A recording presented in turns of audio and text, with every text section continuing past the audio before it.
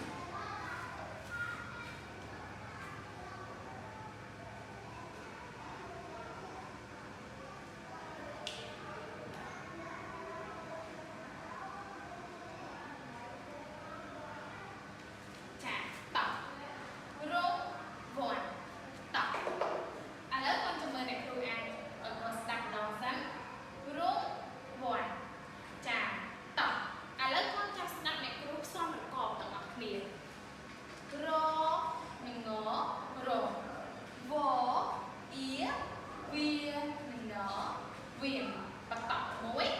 buồn rung buồn chả tỏ là con trâu rung xong rồi con người là đẹp rồi tỏ nghĩa rô nâng ngõ rồng vô ia vi nâng ngõ viền và tỏ mũi buồn rung buồn chả tỏ là con trâu rung xong rồi con đẹp rồi ấy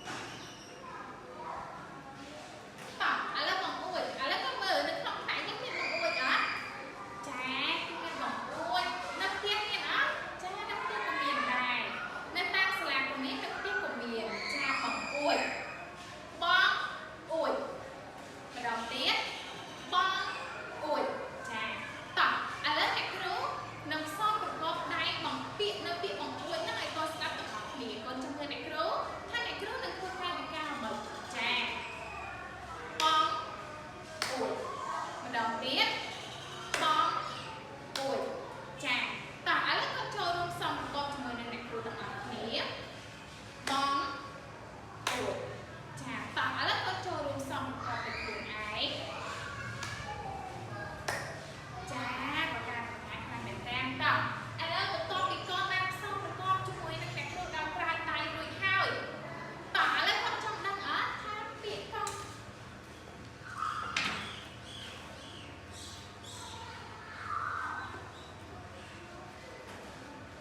ចាអញ្ចឹងបន្ទាប់ពីកូនបានសំប្រកបជាមួយនឹងអ្នកគ្រូរួចហើយហើយកូនក៏បានសំប្រកបដោយខ្លួនឯងហើយដែរដោយប្រើដៃ